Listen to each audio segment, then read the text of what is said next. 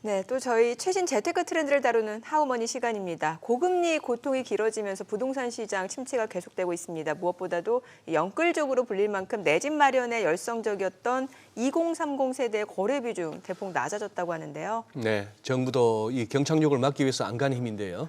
기대감과 우려가 교차하는 부동산 시장 상황 정리해 보겠습니다. 오늘도 도시와 경제 송성현 대표 나오셨습니다. 안녕하세요, 네, 대표님. 어서 안녕하세요. 오세요. 최근 고금리 상황에서 이제 네. 뒤늦게 내 집 마련에 뛰어드신 분들 이제 고통이 좀 깊어질 수밖에 없는 네. 상황인 것 같고 이번 주 또 한국 부동산에서 내놓은 그 지표 중에 눈에 띄는 게 있었는데 바로 그 2030 세대 아파트 매입 비율이 2019년 수준으로 떨어졌다면서요. 예, 맞습니다. 지금 전체적으로 2030 세대가 집을 주로 소비하는 그 세대, 또 앞으로 소비를 준비하는 그런 세대인데 일정하게 저금리 기조가 유지가 되면서 한 1, 2년 정도는 뭐 수요를 좀 앞당겨 쓴 측면도 있다라고 보여지고요. 지금 금리가 인상이 되면서 매우 이 매입 비중들이 굉장히 줄었습니다. 지금 2019년을 보면은 28.3%에서 2020년은 29%, 또 2021년은 31%까지 올라갔었는데 이 수요가 2022년부터 급격하게 좀 하락하는 그런 모습들을 보여줄 수가 있을 것 같아요. 그리고 이 하락세 같은 경우는 지난해 4월은 한 42% 정도 됐다가 10월부터는 뭐 26%까지 떨어졌거든요. 그런 것들을 보면은 전체적인 그 금리의 영향이 좀 크지 않나라고 보여져요. 작년 7월 이후부터 한 2% 정도가 우리나라 국내 이제 기준금리가 네.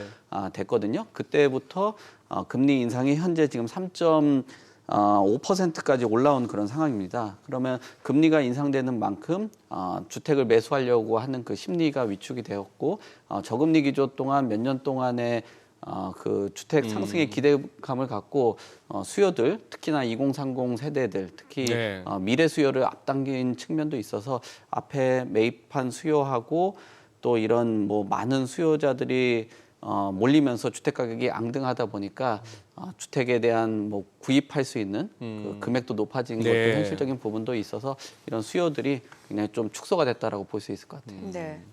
저는 이 하우머니 이거 진행하면서 참 공부 많이 하고 처음 듣는 용어도 네. 많은데 아니 몸테크족이란 말도 몸테크족. 있었습니까? 몸테크요?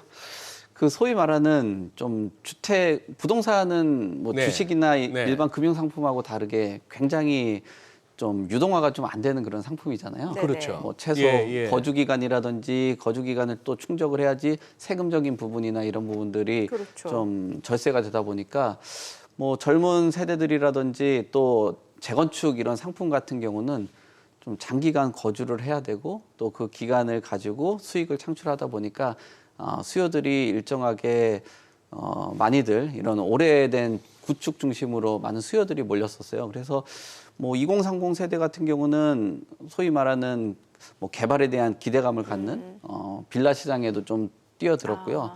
또 20년 이상 된 구축 아파트에 들어가면 30년이 도래를 하면은 재건축을 사업을 할 수 있게 되거든요.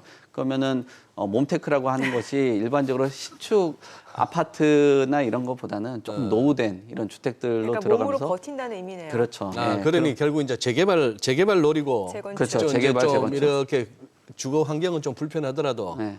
거기 살면서 결국 재개발을 통해서 뭔가 좀 지금 희생하는 거죠. 몸을 그렇죠. 희생하는 예. 거죠. 그게 희생은 하는데 최근 주택 가격이 앞에서도 말씀드린 것처럼 수요는 줄어들고 또 주택 가격이 조정을 좀 강하게 좀 그러게요. 받다 보니까 뭐 몸만 힘들어지고 재테크로서 성과가 없는 거죠. 예, 소위 말하는 몇 년 전만 해도 집 없는 서러움이라고 했는데 네. 최근 들어서는 또 집 있는 집 있는 서러움, 서러움.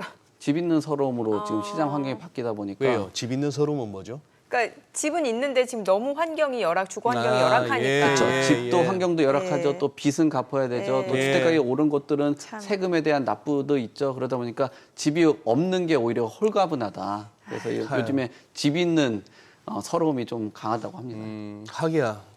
뭐 주변에 강남에도 그렇고 뭐 여의도도 그렇고 그 재개발 보면서 네.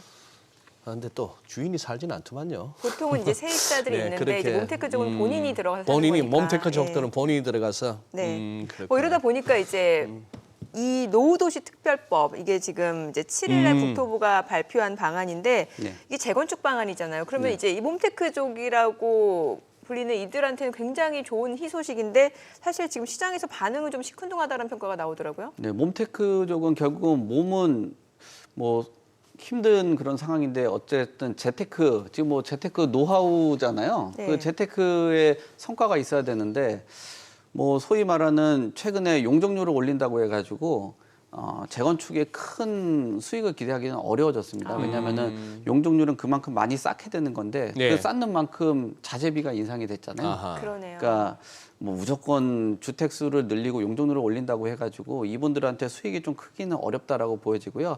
또 이런 그 노후계획도시 정비 이제 특별법 같은 경우도 사실 대선 공약 안에서 일기 신도시 특별법하고 비슷한 내용들이 담겨져 있었기 때문에 상당 부분 시장에서는 뭐 좀 반영이 됐다라는 평가도 많고요. 또 항상 지금 나와 있는 내용 자체가 공공성을 확보를 해야 된다라는 거거든요. 공공성을 확보한다라는 거는 수익이 생겨도 뭐 공공에 기여를 하는 형태가 되겠죠. 뭐 임대주택이 들어선다든지 주변에 어떤 인프라들을 확충시키는 것들이 있는데 이런 것들이 내 수익이 생겼고 그 수익에서 일정 부분 내놔야 되는 거기 때문에 용적률이 오르는 거에 대한 자재비도 좀 부담스럽죠. 그다음에 내가 수익이 생겨서 이게 내 수익이 온전히 아니라 또 공공에 기여하는 그런 금액들도 생겨다 보니까 뭐 환호하기는 조금 힘든 그런 상황이고 수익적인 부분에서도 예전처럼 재개발, 재건축이 어떤 뭐 인생에 큰 변화를 가져다 줄 만큼의 재테크로는 좀 어렵기 때문에 뭐 환호하기는 좀 어려운 그런 환경이라고 볼 수 있을 것 같아요. 그렇군요. 네. 근데 이렇게 뭐 저 뭡니까? 많이 있죠? 다니다 보면 이제 일부 단지 한때가 아니고 지금도 그렇습니다만 다들 재개발이 하세월이 걸리겠다 싶으면 다들 또 리모델링 얘기를 해요. 네. 맞아요. 근데 또 아파트 입구에 보면은 또 플랜카드는 그렇습니다. 대체로 먹고 살기도 힘들데 리모델링이 웬 말이냐 뭐 이런 것도 있는데 아니 근데 이 노후계획도시 특별법 발표 전에도 이미 리모델링 붐은 일고 있었습니다. 그러면 지금 이제 갑자기 이 재건축으로 재개발 재건축으로 가야 되느냐 리모델링이냐 이게 또 셈법이 좀 복잡해지겠습니다 이거. 그렇죠. 지금 상황에서는 뭐 예를 들면 200%다 그러면은 한 15% 정도 수직 증축을 해서 네. 돈을 벌 수 있는 구조가 됐었는데 예. 네, 근데 재건축을 하면은 더 높게 올릴 수 있고 최대는 한 500%까지도 되니까 뭐 소위 말하는 먹을 수 있는 게 15%에서 300이 되는 거니까 네. 이게 훨씬 그 더 500%라는 얘기 5층짜리가 25층 된다 이렇게 보면 되나요? 그렇죠. 예. 그러니까 뭐 이런 부분 안에서는 큰 뭐 리모델링의 실익이 별로 없다라고 보여지고 또 리모델링이라는 게 구조적인 한계를 갖고 있거든요. 그렇죠. 뭐 건물을 다 부수고 네, 새로 네. 지면은 최신 트렌드에 맞는데 뭐 약간 보완을 하는 상황이니까 뭐 가방 같은 경우도 네. 아무리 좋은 명품이 나와도 약간 수선해가지고 하는 거하고 완전히 신상 사는 거하고 좀 다르거든요. 그렇죠, 그렇죠. 엄청 좋아하시네요.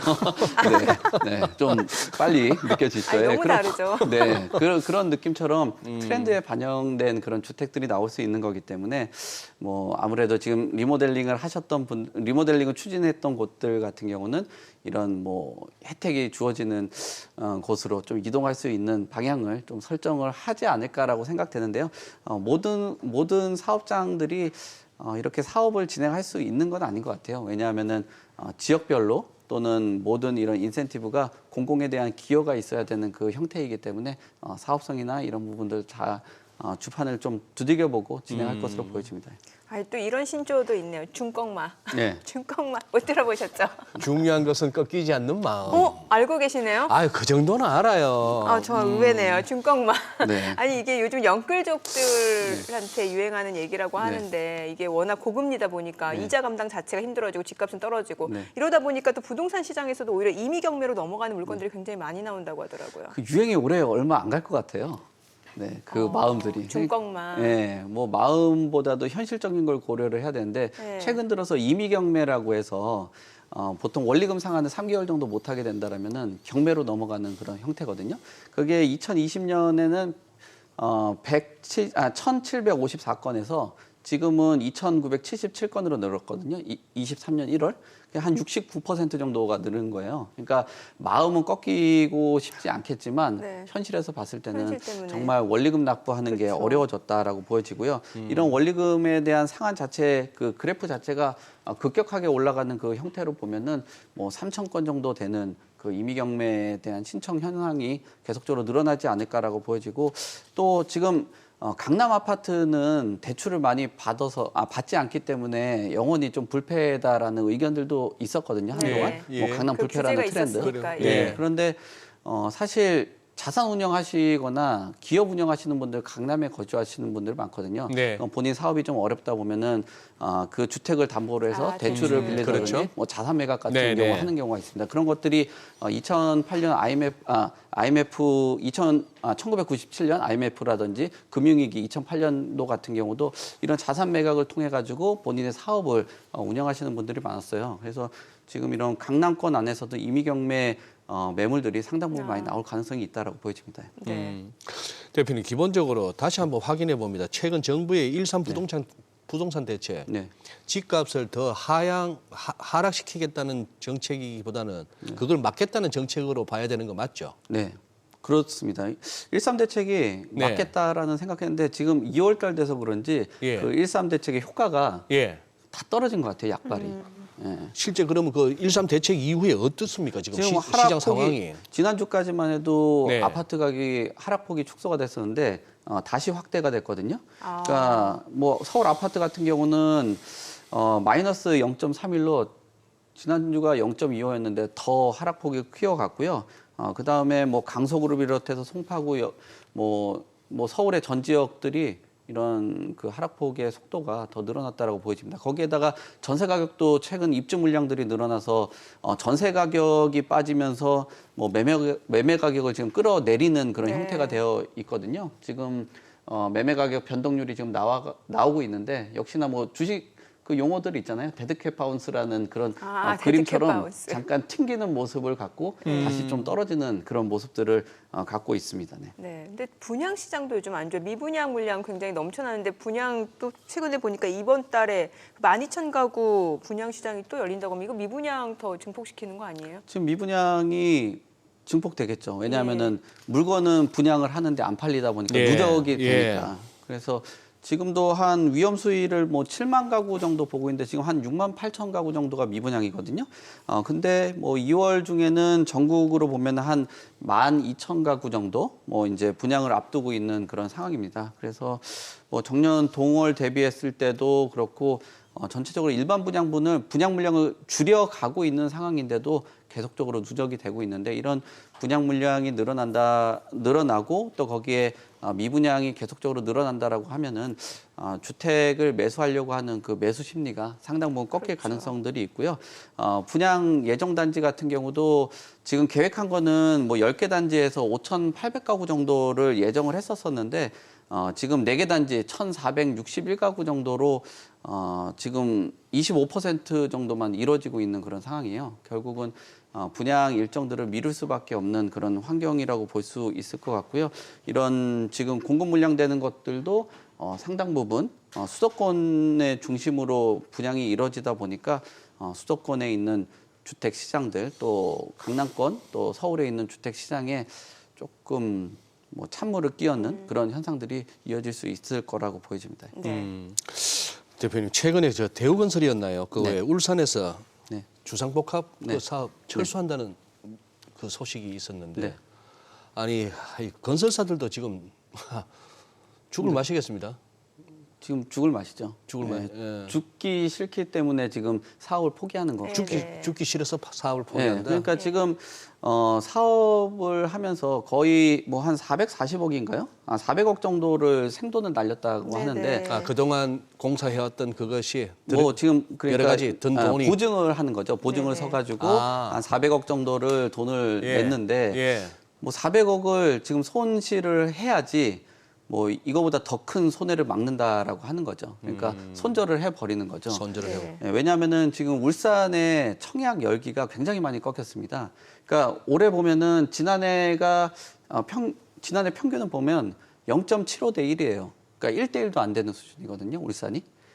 불과 2020년만 해도 20.3대 1이었고 또 21년만 해도 6.5대 1 정도 됐는데 뭐 지난해는 0.75대 1이면 1대 1도 안 되는 청약 경쟁률을 가지고 사업을 보증을 하고 나중에 공사비도 제대로 받지 못할 것 같다라는 그 우려가 있는 상황에서는 뭐 한 400억 정도 되는 거를 손실을 하는 게 훨씬 낫다라고 보여지거든요. 왜냐하면은 지금 현재 금리 자체가 사업하는데 지금 한 2배 정도 됐고요. 네. 또 취급 수수료는 한 11배 정도가 됐어요. 그리고 브릿지라고 해가지고 토지를 매입을 한 다음에 사업까지 이어가는 그 상환되는 그 기간 안에서 네. 대출을 받는데 이게 사업장 안에서는 지난해 한 8%였던 브릿지론 대출이 지금 한 15% 정도 됐고요. 네. PF 금리 같은 경우도 5%였던 게 한 10% 정도 됐습니다. 그러니까 우리가 그 사업 시행을 하면 한 15% 정도 이익률을 보는데 뭐 한 15% 지금 10% 정도의 금리를 내고서는 영업에 대한 그 이익이 없다라고 보여지고요. 부산 같은 경우는 지금 사업장들 보면은 브릿지 금리가 한 20% 정도가 넘는 사업장도 있다라고 해요. 그다음에 네네. 취급 수수료 같은 경우도 1.5%였는데 한 10% 정도 되고. 네. 그리고 예. 뭐 20% 정도 되는 금리를 가지고 사업을 진행하면 15% 정도의 이익을 본다라고 하는데 20% 날아가면 남는 네. 돈이 거의 없잖아요. 그럼 결국은 사업을 접고 좀 기다렸다가 돈을 쥐고 있는 게 나을 수도 있거든요. 왜냐하면 2008년 금융위기 때도 이런 그 사업에 대한 판단을 빨리 못하고 도산되는 건설사들이 엄청 많았거든요.